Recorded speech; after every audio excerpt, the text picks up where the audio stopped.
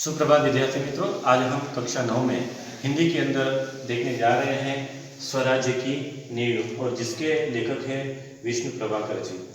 विद्यार्थी मित्रों, स्वराज्य की नींव यानी किस कार्य, कुछ अच्छे कार्य की शुरुआत करना। यानी यहाँ पर भी रानी लक्ष्मीबाई यहाँ पर मुख्य पात्र के रूप में आती है और जो स्वराज्य है उसकी नींव रखना चाहती है, यानी स्वराज्य प्राप्ति के लिए शुरुआत करने की इच्छा रखती है। यानी नींव का मतलब होता है कुछ कार्य की शुरुआत करना। इसके लेखक है विष्णु प्रभाकर जी। विष्णु प्रभाकर जी का जन्म मुजफ्फर जिले के मिरनपुर नामक गांव में हुआ था।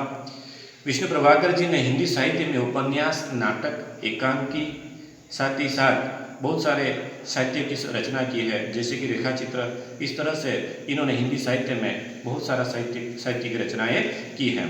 विष्णु प्रभाकर जी की जो भी रचनाएं हैं वो स्वदेश यानी देश प्रेम से रचित है और साथ ही साथ समाज सुधारक है। आज हम स्वराज्य की नींव यह एक एकांकी है, इसको जानेंगे। इसमें भी स्वदेश प्रेम की बात यहाँ पर प्रस्तुत की गई है। विद्यार्थी मित्रों, सबसे पहले हम इस एकांकी में जो समाविष्ट पात्र है उन पात्रों की जानकारी लेते हैं। सबसे पहला आएगा लक्ष्मीबाई, उसके बाद में है उनकी सहेली मुंदर जूही, यह भी लक्ष्मीबाई की सहेली है, सखी है। तात्या जो सेनापति है, और रघुनाथ राव, यह भी अच्छे योद्धा के रूप में लक्ष्मीबाई के साथ में जुड़े हुए हैं। यानी यह सब एक एकांकी के पात्र हैं। विद्यार्थी मित्रों, आज हम जब एकांकी को समझने वाले हैं, एकांकी यानी यह नाट्यात्मक रूप से इन पात्रों को जो किरदार है वो नाट्यात्मक रूप से रंगमंच पर अपना किरदार निभा सकते हैं। रंगभूमि के ऊपर भी इसे हम प्रस्तुत कर सकते हैं। इसी तरह इस एकांकी को हम पात्र और इस घटनाक्रम के द्वारा समझने की कोशिश करते हैं। तो इस एकांकी में कुछ संक्षिप्त जानकारियां प्राप्त करेंगे। इस एकांकी की कुछ संक्षिप्त जानकारियां हैं। सबसे पहले हम देखेंगे लक्ष्मीबाई की निराशा। तो पहला जो मुद्दा है वह है लक्ष्मीबाई की निराशा। विद्यार्थी मित्रों, लक्ष्मीबाई की निराशा है, उस निराशा की बात है कि उनके हाथों से झांसी और कालपी जैसे किले चले गए हैं। अब उनके पास में एक ही किला बचा है, जो है ग्वालियर का किला। बस उस किले को वह अपने हाथों में रखना चाहते हैं। वह सोचते हैं कि झांसी जैसे स्वराज्य प्राप्ति पास में आती है फिर से चली जाती है। झांसी चली गई, कालपी चला गया, लेकिन आज वह प्रण करती है और उनकी निराशा का कारण एक ही है कि उनके पास में एक ही किला बचा है, वह है ग्वालियर का किला। दूसरा है झांसी को वापस लेने का निश्चय। अब रानी लक्ष्मीबाई के हाथों से झांसी और कालपी जैसे किले तो चले गए हैं, लेकिन सबसे ज्यादा रानी लक्ष्मीबाई झांसी को वापस करने का निश्चय करती है। वो कहती है कि मैं किसी भी तरह से झांसी को वापस लेकर ही रहूंगी। स्वराज्य प्राप्ति यही मेरा पहला कदम होगा, यही मेरा प्रण होगा। जब तक मैं स्वराज्य प्राप्त नहीं करूंगी तब तक मैं चैन से नहीं बैठ पाऊंगी। यानी यहाँ पर रानी लक्ष्मीबाई झांसी को वापस लेने का निश्चय करती है, जो झांसी अंग्रेजों के हाथों चली गई है। अब तीसरा आता है बाबा गंगादास की बात। यहाँ पर एक पात्र आता है बाबा गंगादास, जो एक अच्छे व्यक्ति थे। बाबा गंगादास ने रानी लक्ष्मीबाई को कहा था कि जब तक हमारे मन के अंदर छुआछूत, ऊंच नीच के भेदभाव हैं, तब तक हमें स्वराज्य प्राप्त नहीं हो सकता है। स्वराज्य प्राप्ति के लिए सेवा और अच्छी कार्यशीलता, तपश्चर्या, इन सारी बातों को मिलकर ही हमें स्वराज्य मिल सकेगा।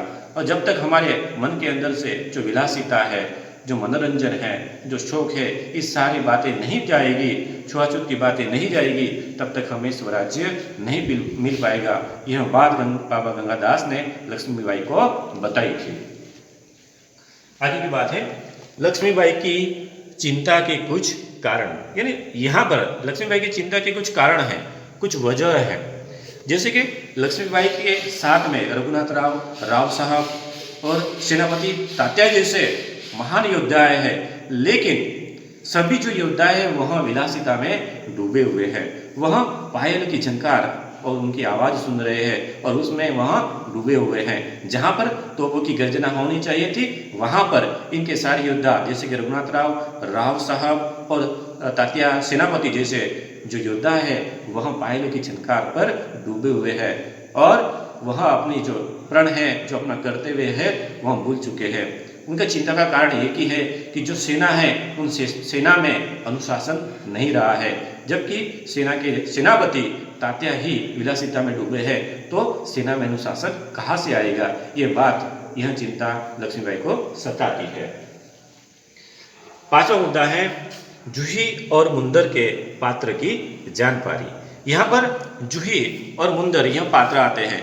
जूही और मुंदर यह रानी लक्ष्मीबाई की सखिया है और बहुत अच्छे योद्धा भी है। लेकिन एक बात है कि जो जूही है वह सेनापति दादा के प्रेम में डूबी हुई है और जो मुंदर है वह रघुनाथ राव के प्रेम में डूबी हुई है। लेकिन ऐसा नहीं है कि प्रेम में डूब गए तो वह स्वराज्य भूल चुके हैं, ऐसा नहीं है। वह जूही कहती है कि मैं स्वराज्य के लिए प्रेम को भी ठुकरा सकती हूँ, उसी तरह मुंदर भी कहती है कि मैं स्वराज्य प्राप्ति के लिए प्रेम को ठुकरा सकती हूँ। यानी इस बात से जो स्त्रियां हैं उन स्त्रियों में जो स्वराज्य प्राप्ति की इच्छा है यहाँ पर प्रस्तुत होती है। इसीलिए जो जूही है वह युद्ध के समय तोपखाना संभालने की बात कहती है। यानी यहाँ पर स्त्रियां भी स्वराज्य प्राप्ति के लिए अग्रसर है। इन बातों को हम समझ सकते हैं। आगे क्या है? छठा मुद्दा है पेशवा की हार से रानी को दुख न होना। यहाँ पर एक बात आती है, पेशवा यानी जो रघुनाथ राव है वो रानी लक्ष्मीबाई के सामने प्रस्तुत होते हैं और समाचार देते हैं कि मुरार में पेशवा की हार हुई है। और हार किससे हुई है? जनरल रोज की वजह से हुई है। यानी इस बात से जो रानी लक्ष्मीबाई उसको चिंता नहीं होती है, वह कहती है कि अच्छा हुआ, जो हुआ सो अच्छा हुआ, अब पेशवा की आंखें खुलेगी। अब तक वह हमारे साथ में विरोध करता था, लेकिन आज जनरल रोज की सेना ने उसको हरा दिया, तब उसकी आंखें खुलेंगी। यानी इस बात से उन्हें दुख नहीं होता है। सातवां मुद्दा है रानी का युद्ध की तैयारी का आदेश। अब रानी लक्ष्मीबाई जैसे ही मुरार में जनरल रोज की सेना पहुंच चुकी है, यहाँ पर रानी लक्ष्मीबाई की चिंता बढ़ती जाती है। उन्हें डर है शायद जनरल रोज उनके पास में जो किला बचा है ग्वालियर का किला, वह भी उनसे छीन न ले।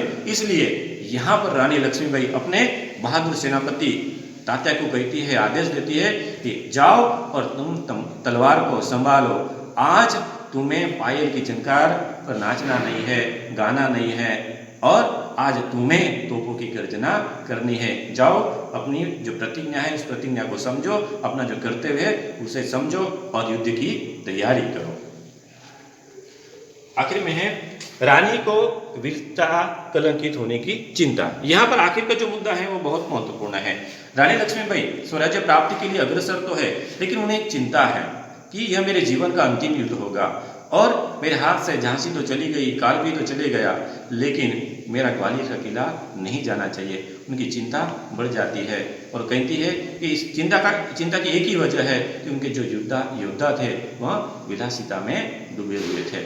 यानी छात्र मित्रों, विद्यार्थी मित्रों, इस एकांक के अंदर एक बात प्रस्तुत होती है कि यहाँ पर जो स्त्रियां हैं वह स्वराज्य प्राप्ति के लिए अग्रसर है और जो योद्धाएं हैं वो विलासिता में डूबे हुए हैं।